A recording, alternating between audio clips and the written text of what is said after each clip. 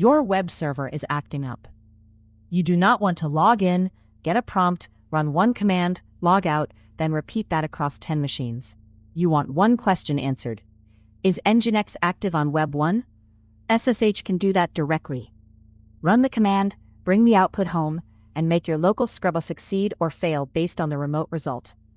If you searched SSH run remote command, this is the foundation.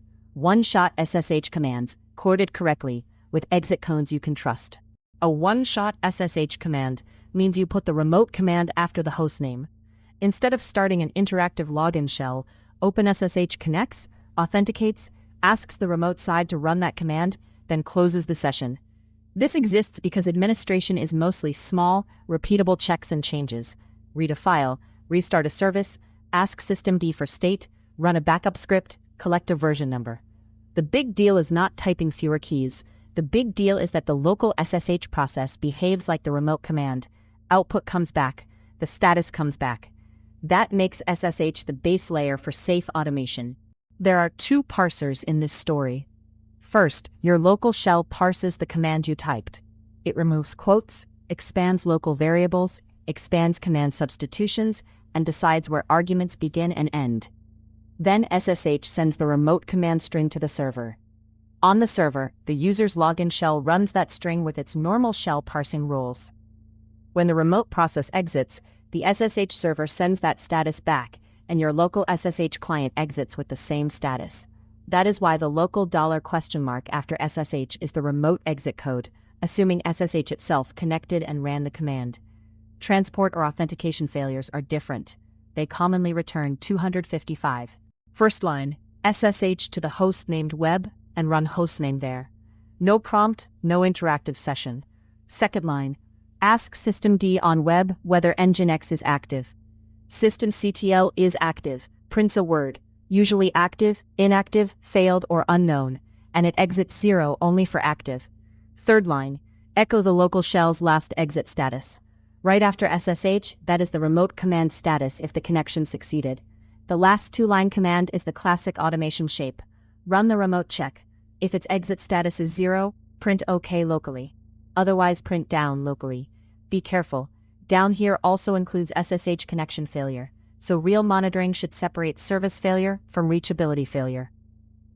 Here is a worked pattern you will use constantly. We capture stdout from the remote command into a local variable named state.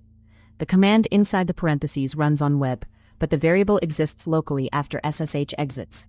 If nginx is active, state contains active. If systemctl prints failed, state contains failed. The test line then turns that text into a local success or failure decision. Finally, printf gives a stable line for logs or a dashboard collector.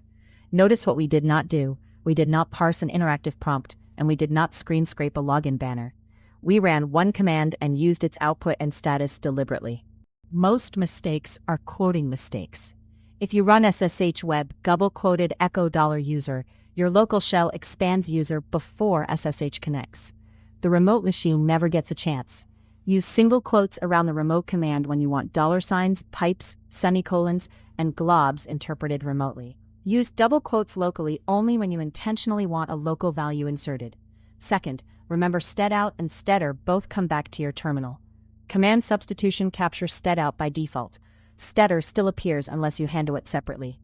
Third, do not request a TTY unless the command needs one. Automation is cleaner without one. And never pass secrets as command line arguments. Process listings and shell history are unforgiving. This lesson connects several neighboring SSH skills. Host aliases in your SSH config turn long user, host, port, and key settings into a short name like web. Key authentication and an agent remove password prompts so one-shot commands can run unattended. Exit codes let shell scripts, cron jobs, CI systems, and monitoring checks make decisions without guessing. Later, when we cover proxy jump, control master multiplexing, forced commands, and authorized keys restrictions, the same idea stays underneath.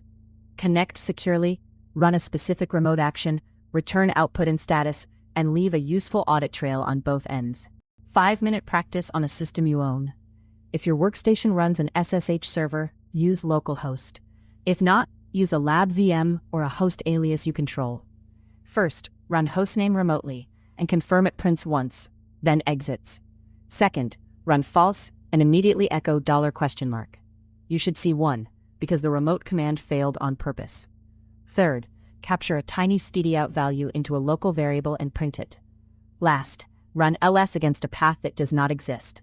Watch the error text come back to your terminal, even though it happened remotely. 3 beats to keep. 1. SSH host command runs a remote command without opening an interactive login session. 2. Quoting decides whether your local shell or the remote shell expands variables and metacharacters, so default to single quotes around the remote command. 3. stdout, stderr, and the exit code come back, which is why this is the foundation for monitoring, deployment, and repair scripts. Tomorrow we keep building SSH from zero to expert, one focused topic at a time. Also check the daily ranked CVE brief on this channel for the vulnerabilities that matter to administrators.